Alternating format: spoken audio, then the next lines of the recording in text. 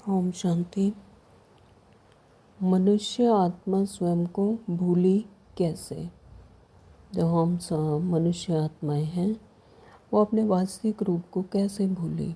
ये एक छोटी सी कहानी से समझते हैं कि एक राजा का महल जंगल के निकट था।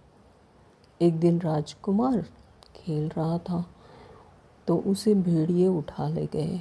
अब वह राजकुमार भेड़ियों के झुंड में फंसकर उनके पास ही पलने और बढ़ने लगा। बहुत काल के बाद एक दिन राजा जंगल में शिकार करने गया तो उसने देखा एक मानव शिशु भी भेड़ियों के झुंड में है।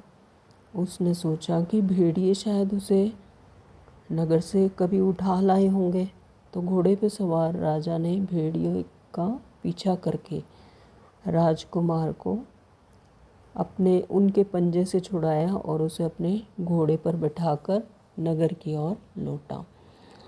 तो राजकुमार बड़ा हो गया था और जंगल में उसकी आकृति प्रकृति बदल गई थी। उसके नाखून बहुत बड़े बड़े हो गए थे, बाल लंबे मैले और चेहरा मिट्टी से भरा हुआ था। वह भेड़िए की तरह शब्द करता था, मानो कि वह भी भेड़िया ही हो। अब भेड़ियों के संग में भी भेड़िए जैसा ही हो गया था।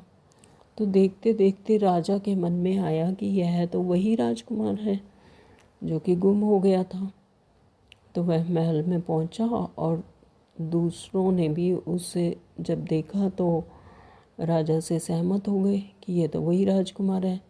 उसे नहलाया गया, धुलाया गया और राजकुमारों की तरह सुंदर वस्त्र पहनाए गए और उसके लिए एक शिक्षक नियुक्त किया। उसे बोलना चलना और व्यवहारिक शिक्षा देने लगे। तो शिक्षक को उसमें यह भाव सुदृढ़ और चेष्टा करते थे कि तुम भेड़िए नहीं हो, जंगल के निवासी नहीं हो, इस जंगल और नगर पर तुम्हारे पिता का राज्य है। इसी प्रकार से शिक्षा से कुछ समय के पश्चात उस राजकुमार की रहन सहन, खान पान और बातचीत आदि में परिवर्तन आ गया। अब वह इस नशे में रहता कि मैं तो राजकुमार हूँ। तो अब उसके ठाट बाट ही बदल गए थे। तो इस कहानी से ये सीखने को मिलता है कि इसी प्रकार यह मनुष्य आत्मा भी है तो त्रिलोकीनाथ, देवों के देव, परमपिता परमात्मा की संतान, परंतु शरीर और कर्म इंद्रियों के संबंध में आते आते यह स्वयं को भूली बैठी है और शरीर मानने लगी।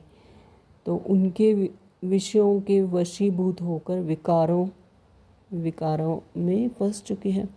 तो इस प्रकार उसका आहार, व्यवहार, खान पान, रहन सहन सब बदल गया। परंतु अब परमपिता परमात्मा इस संगम युग पर यह चेतना देते हैं कि हे आत्मा, तुम तो वास्तव में मुझ त्रिलोकीनाथ परमात्मा की संतान हो।